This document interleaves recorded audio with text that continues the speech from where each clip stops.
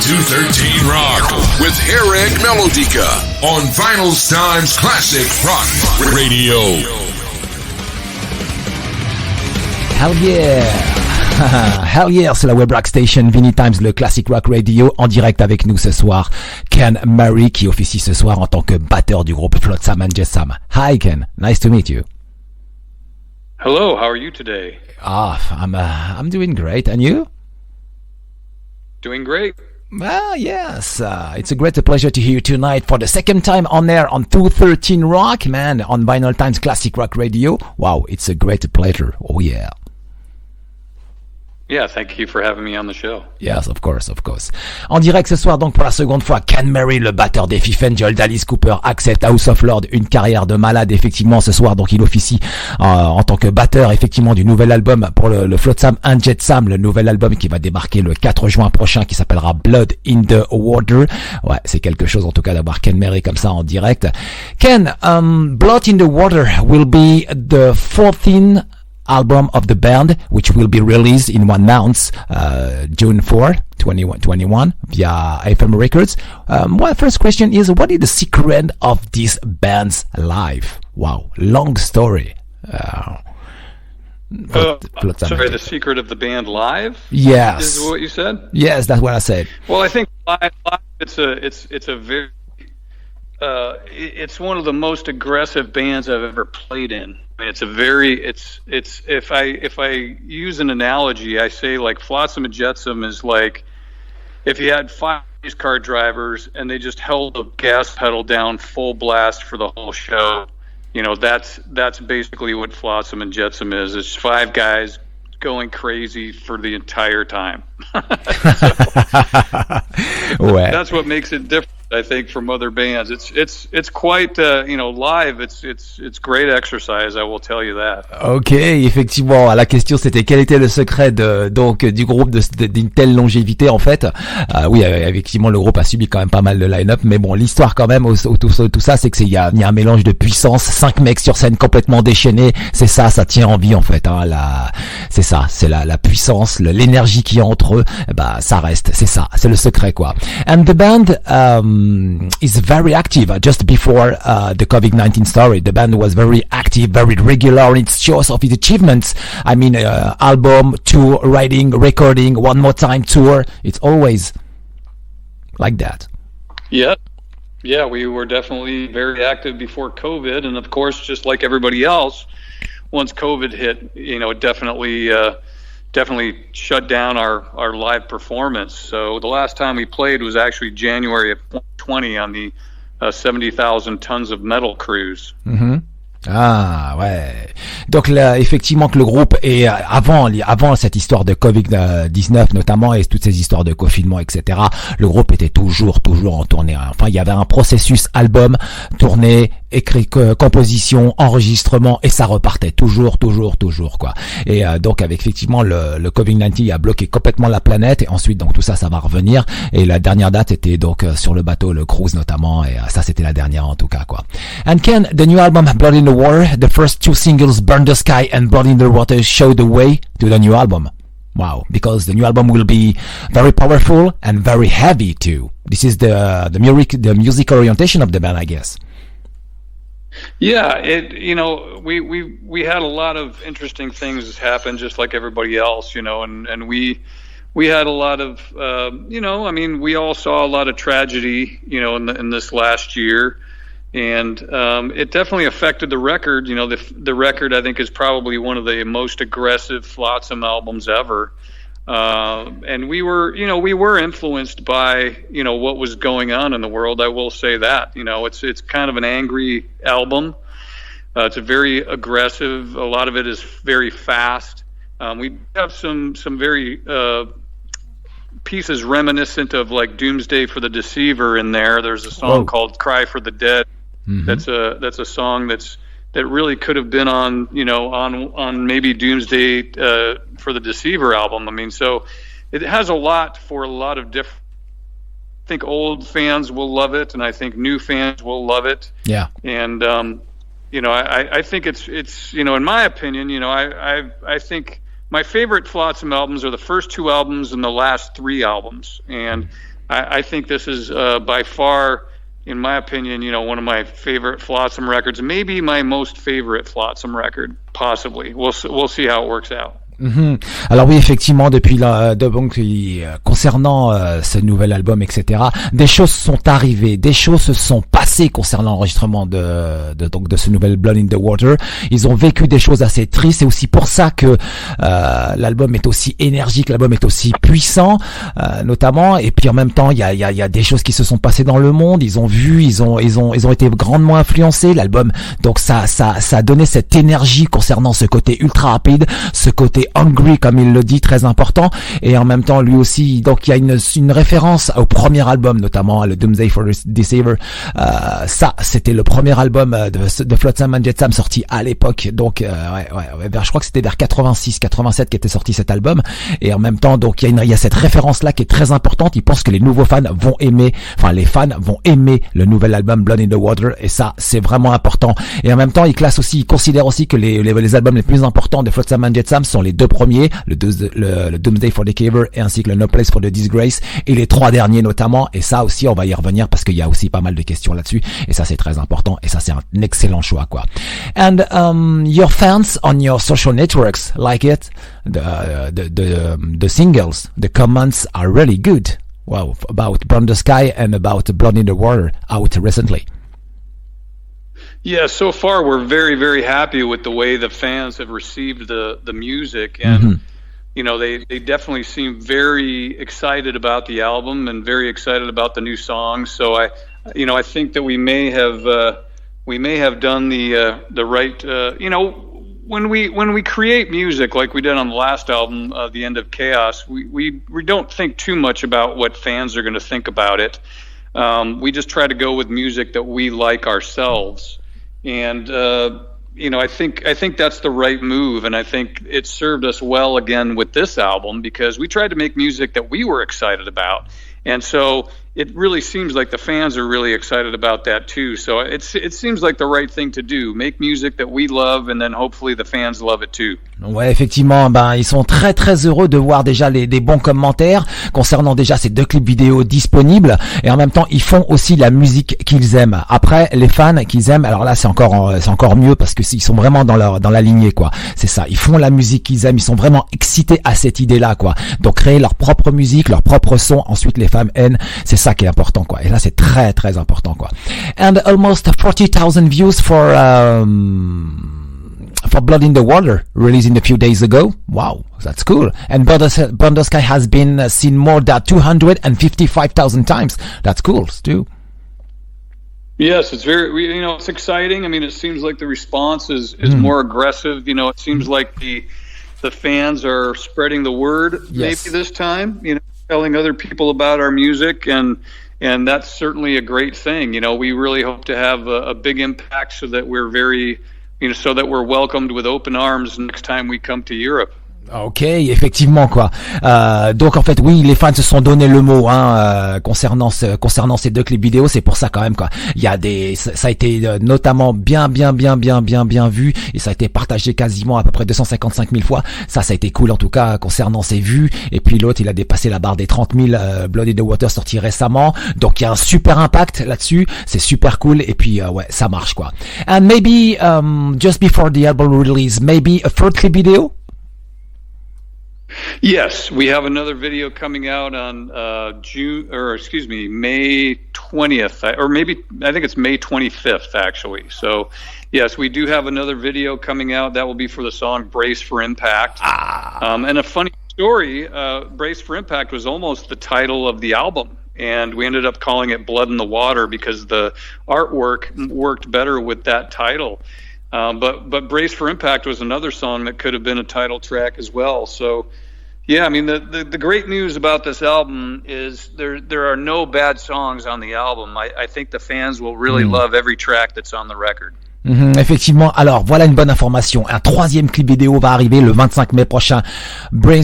Alors, juste, je regarde, oui, Brace for Impact. Ça sera donc le 25 mai prochain. Ça, donc, notez bien, c'est très important. Et en même temps, oui, le reste de l'album est très bon, hein. Tout est bon, quoi.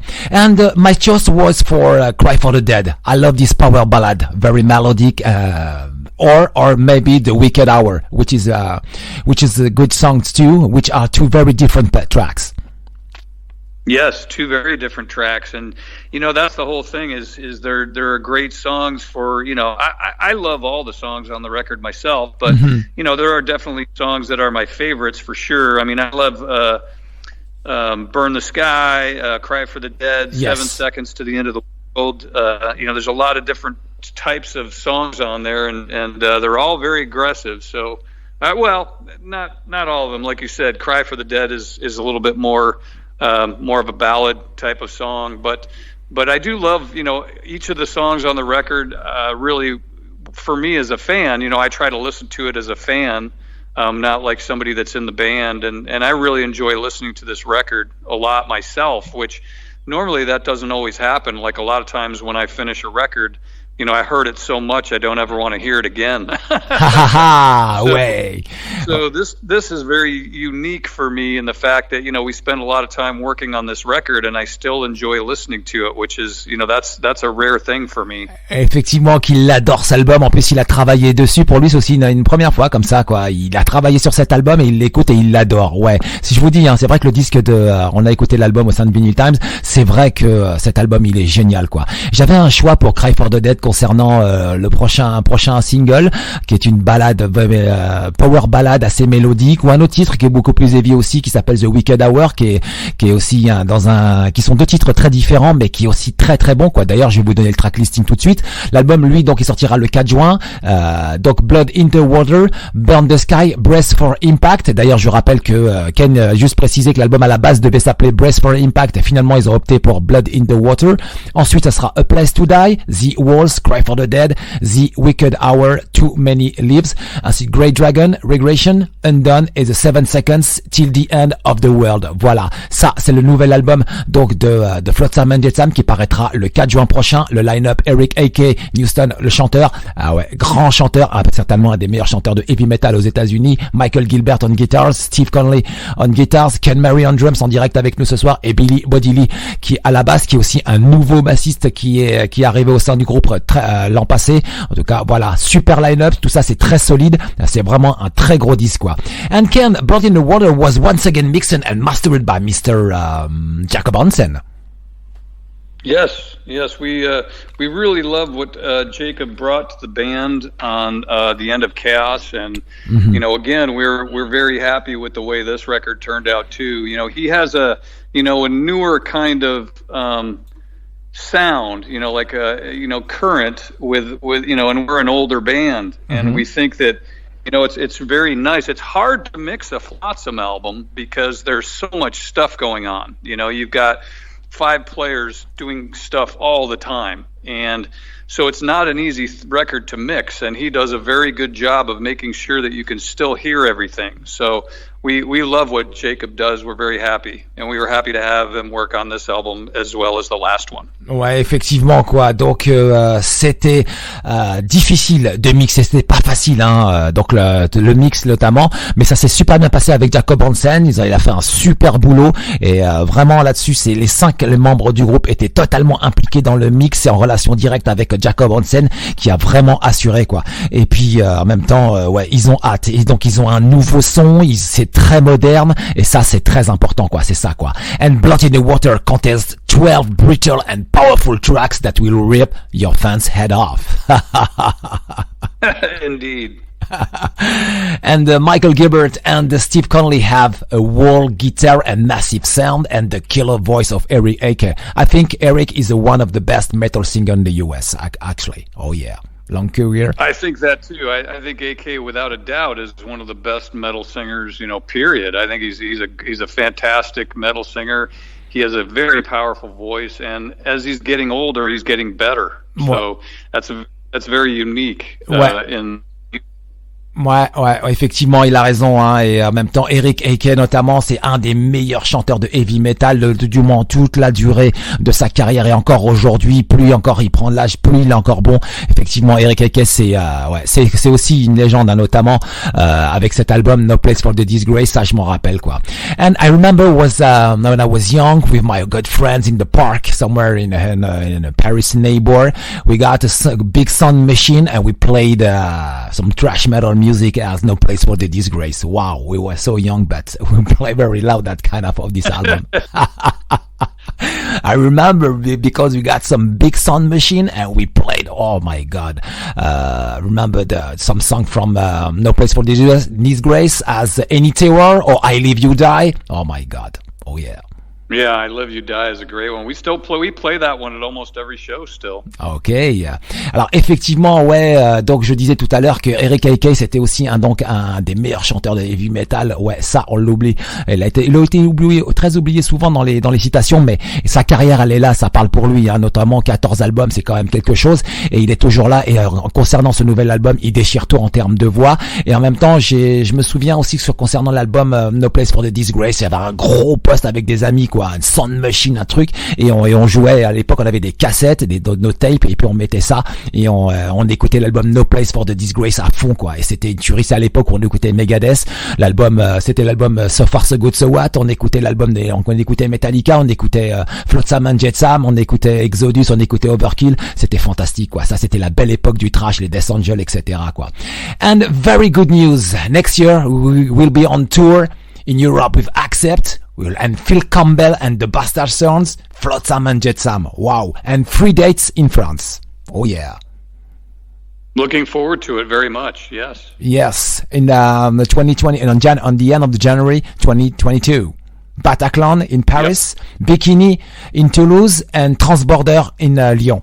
Wow. Can't wait. Yes, we look forward to it very. Yeah, the tour will Accept, man. Wow. The legendary Accept. That should be fun. Yeah, they're old friends of mine. I toured with Accept in the early 90s. So yes. They're friends of mine, and Wolf and I go back years and years. So we're excited to tour with them. Alors oui, effectivement, Ken a été le batteur de Accept à l'époque sur l'album Hit the Hit, hein, vous en souvenez, et puis avec David Reese au chant, et donc oui, là ils seront en tournée cette fois-ci, donc Accept, Phil Campbell and the Bastard Sons, Flotsam and Jetsam. Donc je répète les dates: le 19 janvier au Bataclan, le 25 janvier au Bikini de Ramonville du côté de Toulouse, et le 26 du côté du Transborder à Villeurbanne, Lyon. Ouais, ça va être bien, ça, voilà, ça c'est. Et en même temps, donc il a officié au sein d'Accept il y a quelques années, et là il sera au sein de Flotsam and Jetsam. Ça va être marrant, quoi.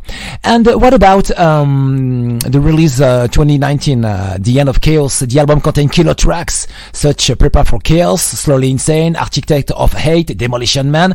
These titles will be in your set list for the next tour?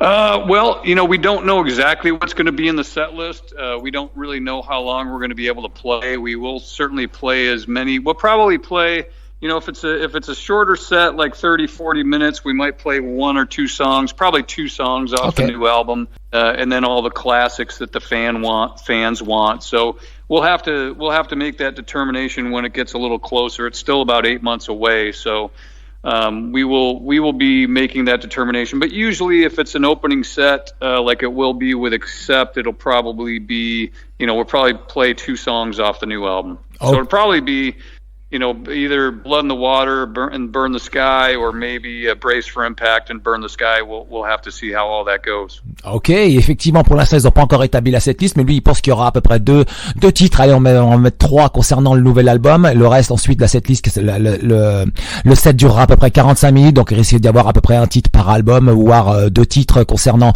les 2 premiers, le Doomsday for Deceiver et ainsi que le No Place for the Disgrace. Donc on risque d'avoir comme ça une playlist assez mélangée. Ça va être cool, quoi. Ça va être vraiment cool, quoi. Ken, thank you very much for the live interview. Please, do you have a message for the audience tonight? Yes, I just want to say thank you all so much for supporting, all the different music that I've been involved with over the years, and thank you so much for supporting the new Flotsam and Jetsam, and we're certainly excited to come see you soon, and be sure to go out and buy the new Blood in the Water album. I don't think you will not be disappointed with it. Okay, Ken, thank you very much for this live interview, man. Now, Blood in the Water, your new single, okay? Okay. All right. Ok, man. Tout de suite, en direct, donc c'était Ken Marish, le batteur du groupe Flotsam and Jetsam. Je vous dis, il a une carrière de malade. Podcast que vous retrouverez ces jours-ci sur le site vinylestimes.fr. Voici le second single donc de l'album qui verra le jour le 4 juin prochain, Blood in the Water, sur 213 Rock, on Vinylestimes, Classic Rock Radio.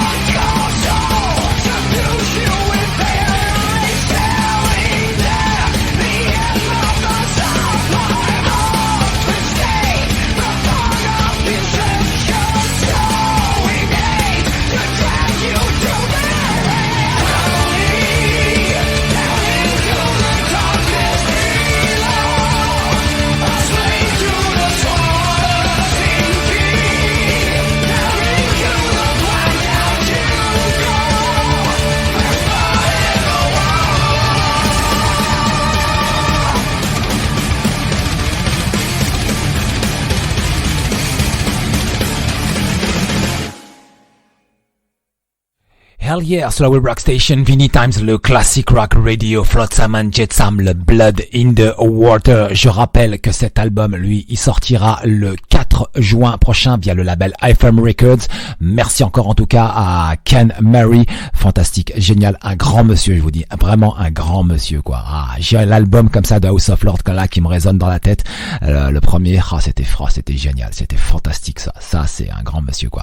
Allez, on termine la soirée notamment avec Bewitcher, le Mystifier sur 213 Rock on Vinylestimes Classic Rock Radio, et on se retrouve juste à la fin pour quelques petits mots quoi. En tout cas quoi, 213 Rock.